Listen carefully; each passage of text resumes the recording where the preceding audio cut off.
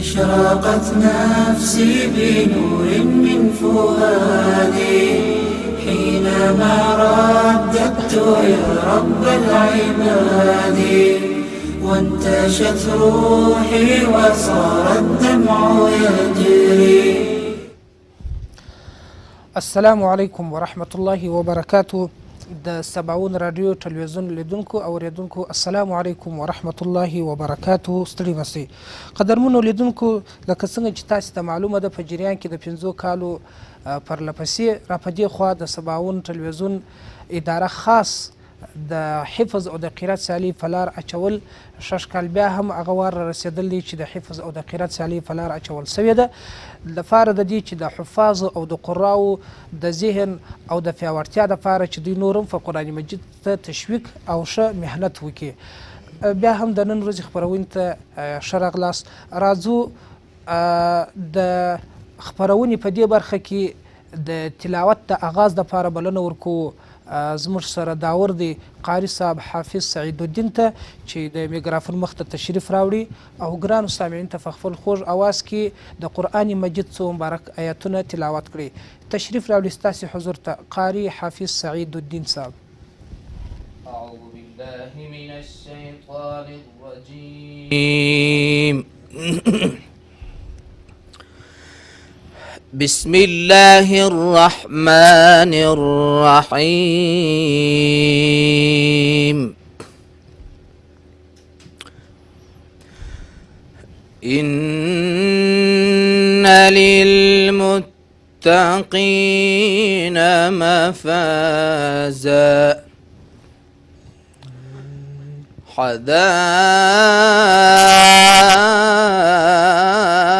حدائق وأعنابا. الله الله، أحسنت أحسنت. وكواعب أترابا وكأسا دهاقا لا يسمعون فيها لغوا ولا كذابا.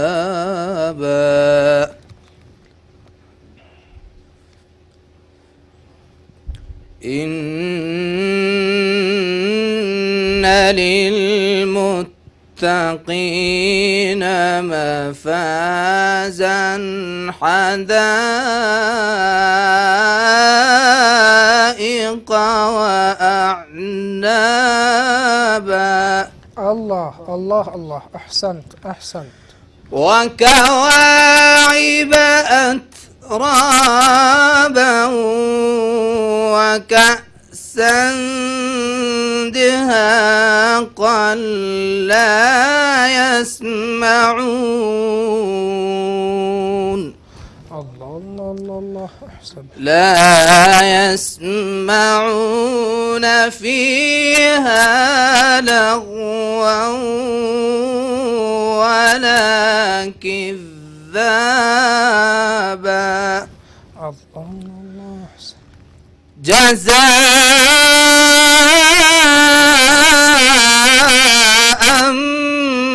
من ربك عطاء حسابا. رب السماوات والأرض وما بينهما الرحمن. رب السماوات والأرض وما بينهما الرحمن لا يملكون منه خطابا. رب السماوات والأرض وما بينهما الرحمن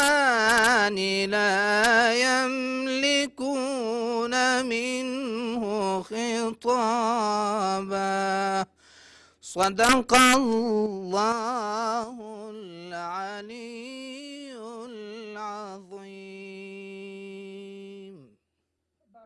في عمرك جزاكم الله احسن الجزاء. قاری صاحب سعید الدین چې ستاسو په مخ کې د کلام الله څو مبارک آیاتونه تلاوت کړل، نړۍ نړۍ مننه ترېنه کوو. راځو د خبرونې په دې برخه کې بلنه ورکوو اول قاری صاحب خلیل الله ته چې د میکرافون مخ ته تشریف راوړي او ګرانو سامعین ته په خپل خوږ اواز کې د کلام الله څو مبارک آیاتونه تلاوت کړي. تشریف راوړي. اشرقت نفسي بنور من فؤادي حينما رددت يا رب العباد وانتشت روحي وصار الدمع يجري.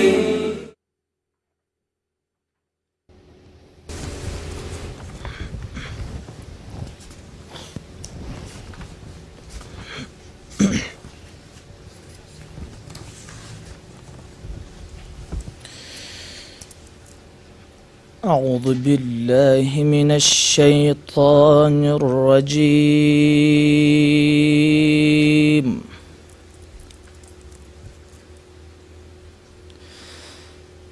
بسم الله الرحمن الرحيم.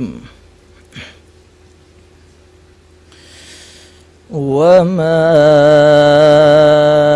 أبرئ نفسي إن النفس لأمارة بالسوء إلا ما رحم ربي إن ربي غفور رحيم.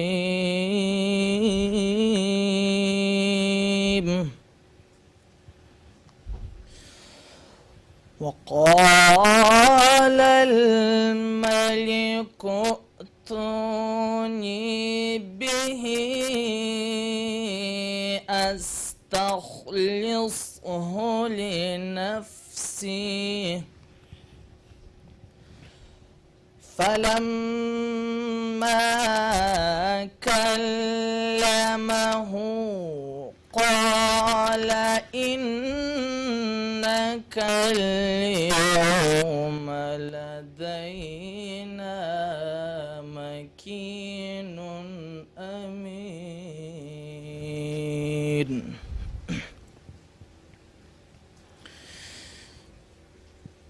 قال اجعلني على خزائن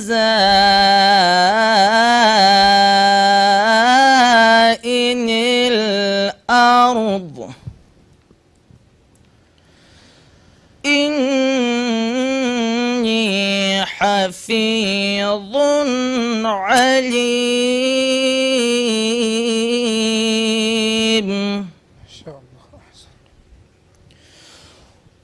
وكذلك مكنا ليوسف في الأرض الله الله أحسنت. يتبوأ منها حيث يشاء. نصيب برحمتنا من نشاء ولا نضيع أجر المحسنين.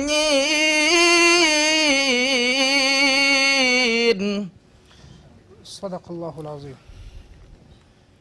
نصيب برحمتنا من نشاء ولا نضيع أجر المحسنين. صدق الله العظيم. جزاکم الله احسن الجزاء. قاری صاحب خلیل الله و چې ستاسو په مخ کې د قرآن مجید څو مبارک آیاتونه تلاوت کړل، نړۍ نړۍ مننه ترېنه کوو. راځو قاری صاحب سعید الدین ته چې دی خپل نظر ورکړي د قاری صاحب پر تلاوت باندې چې څنګه تلاوت یې او څنګه ادا یې وه. بسم الله الرحمن الرحیم. ماشاءالله قاری صاحب خلیل الله ډېر ښه تلاوت وکړي، خو دغه ښه والی قاري صاحب محترمه دته کفایت نه کوي، دغه بسنه نه کوي، دی باید لا نور هم کوشش پسې وکړي چې مخ ته ولاړ شي، قرآن کریم کې ښه مهارت دی پیدا کړي. ماشاءالله قاري صاحب ښه تلاوت وکړي.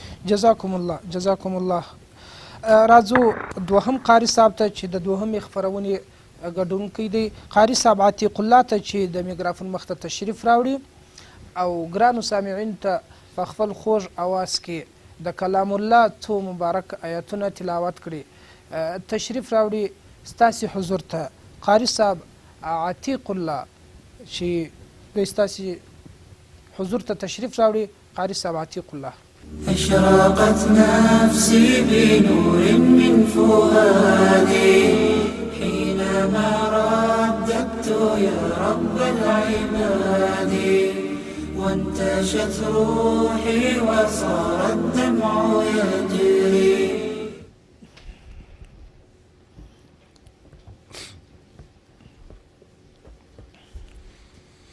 أعوذ بالله من الشيطان الرجيم. بسم الله الرحمن الرحيم.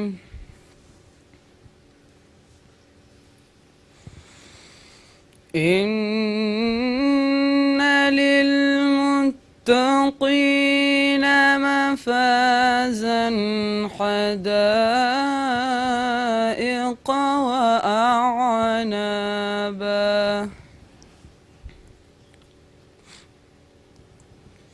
وكواعب أترابا وكأسا دهاقا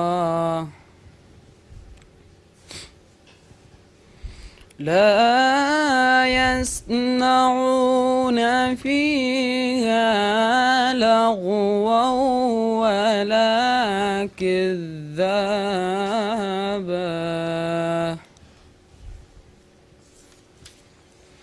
بسم الله الرحمن الرحيم. إن للمتقين مفازا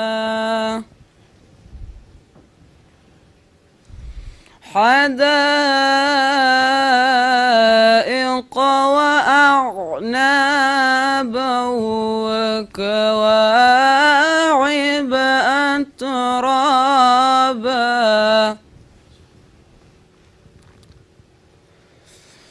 وكأسا دهاقا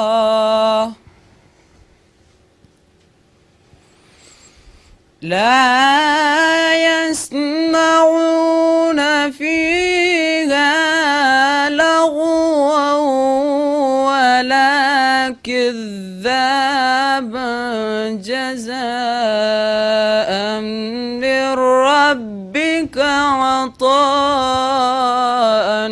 حسابا. صدق الله العظيم.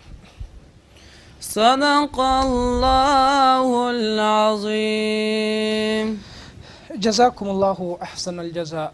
قاری صاحب عتیق الله و چې ستاسې په مخ کې د قرآن مجید څو مبارک آیاتونه تلاوت کړل، نړۍ نړۍ مننه ترېنه کوو. راځو د حافظ صاحب بدیع الدین آغا په لور باندې چې د قاری صاحب پر تلاوت باندې خپل نظر ورکړي. بسم الله الرحمن الرحیم. ماشاءالله قاری صاحب ډېر په زړه پورې تلاوت وکړي. په مقابلې تلاوت دا رقم دی بعد اول فله بیات شروع شي، د بیات وروسته برته د بیات جواب شروع شي، بیا رست وول شي، نو سړی په یوه اندازه ولاړ نه شي باید کم مقامات یې کم لهجې دغه بدګره پشکې وویل سي احیانا 2-3 خو پشکې وویل سي بیات بالکل بیا جواب مقام البیات مقام الرست مقام السکه جزاکم الله قاری صاحب نظر واورېدل سو چې قاری صاحب تلاوت کې جواب الجواب کې نه تلاوت کوي بالکل یو رقم روانو د الله بریا په هیله یې ورته قاری صاحب عتیق الله ډېره مننه جنې کو تاسو ته نور مخه ښه کړو الله مو مل شه راځو قاری صاحب دریم قاری صاحب چې په دې خپرونه کې برخه اخیستې ده او هغه قاری صاحب ته بلنه ورکوو دریم قاری صاحب محمد درویش ته بلنه ورکوو چې د میکرافون مخ ته تشریف راوړي او ګرانو سامعین ته په خپل خوږ اواز کې د کلام الله څو مبارک آیاتونه تلاوت کړي تشریف راوړي ستاسې حضور ته قاری صاحب محمد درویش أشرقت نفسي بنور من فؤادي حينما رددت يا رب العباد وانتشت روحي وصار الدمع يجري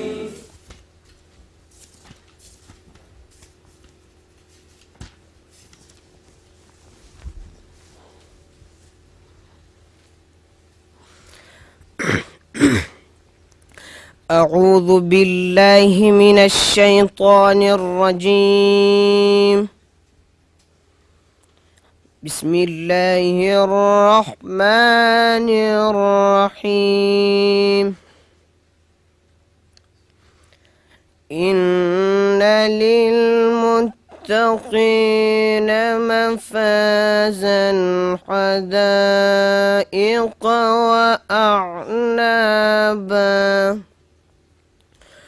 وكواعب أترابا وكأسا دهاقا لا يسمعون فيها لغوا ولا كذابا جزاء من ربك عطاء حسابا بسم الله الرحمن الرحيم جزاء من ربك عطاء حسابا رب السماوات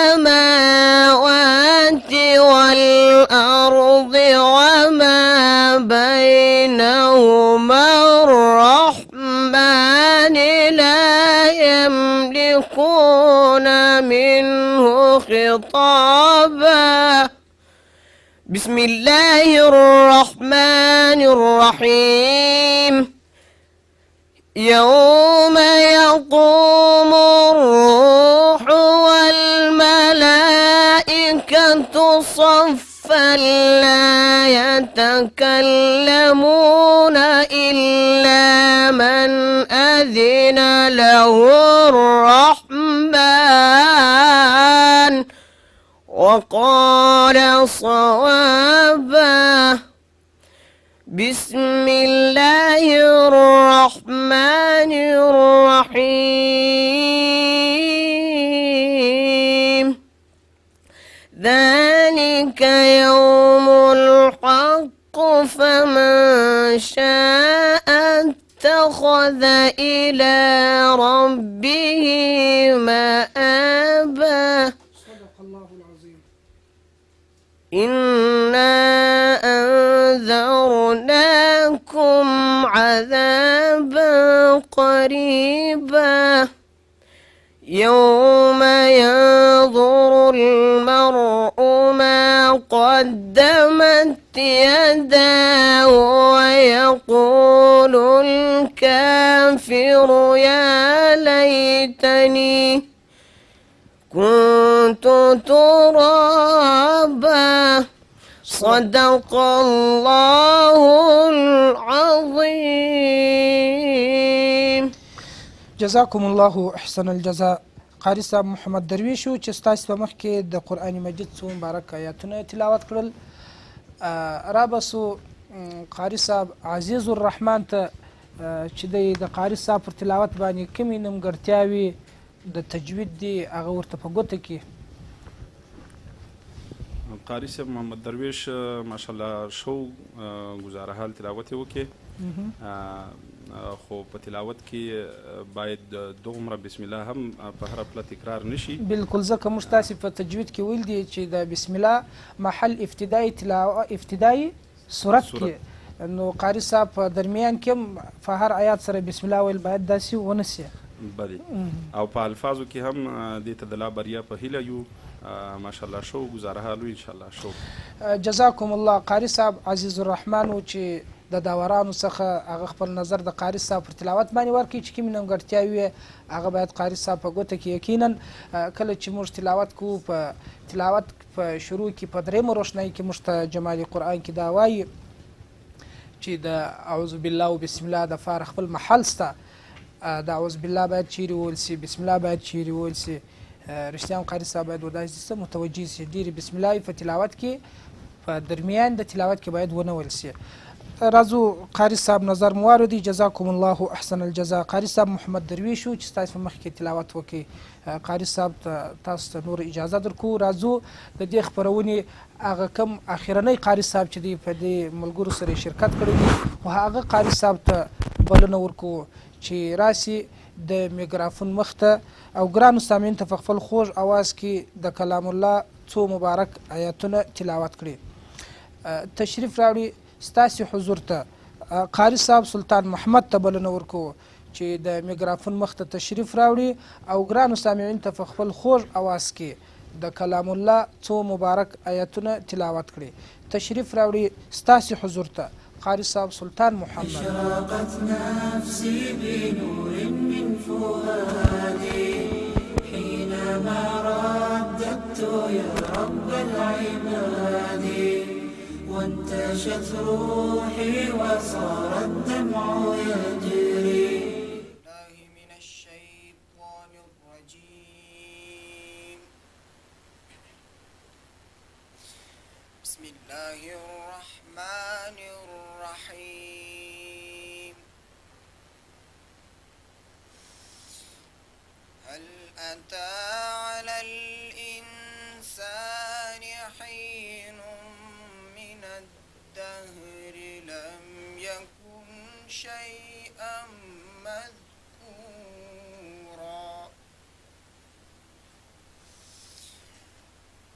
إنا خلقنا الإنسان من نطفة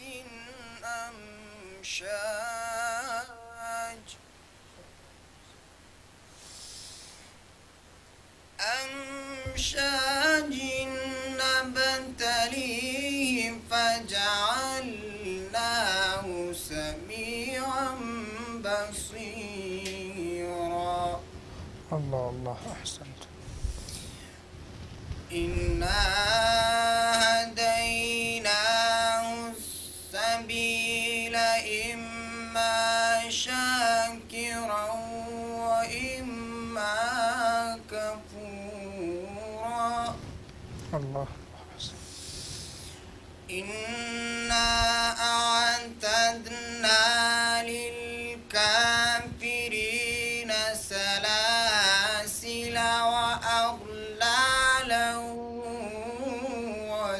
وسعيرا. الله الله. إن الأبرار يشربون من كأس كان مزاجها كافورا. الله الله أحسنت. إن الأبرار يشربون من كأس كان مزاجها كافورا.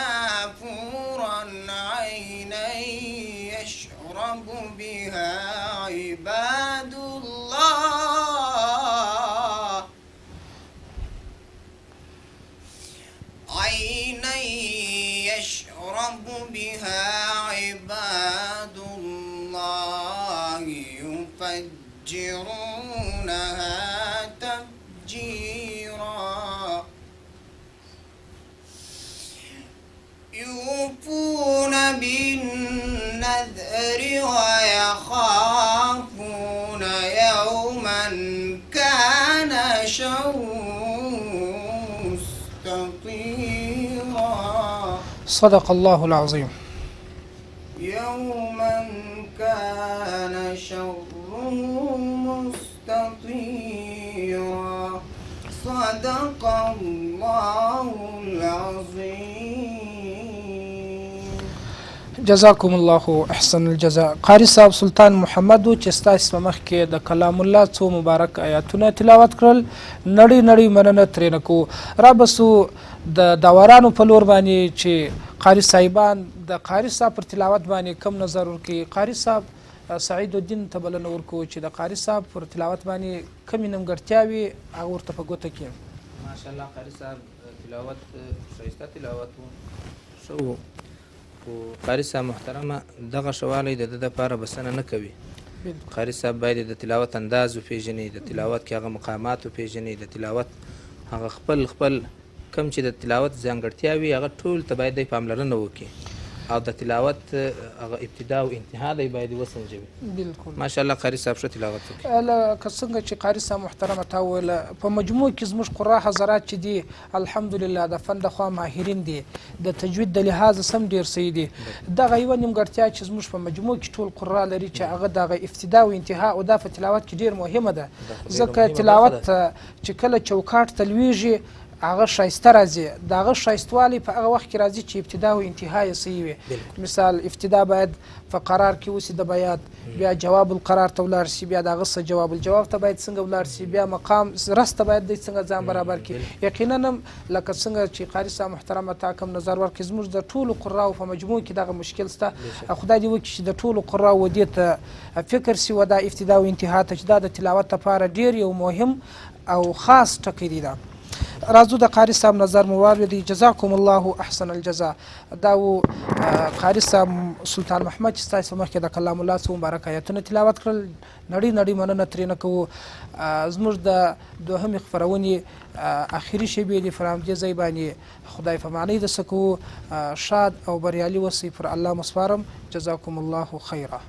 أشرقت نفسي بنور من فؤادي حينما رددت يا رب العباد، وانتشت روحي وصار الدمع يجري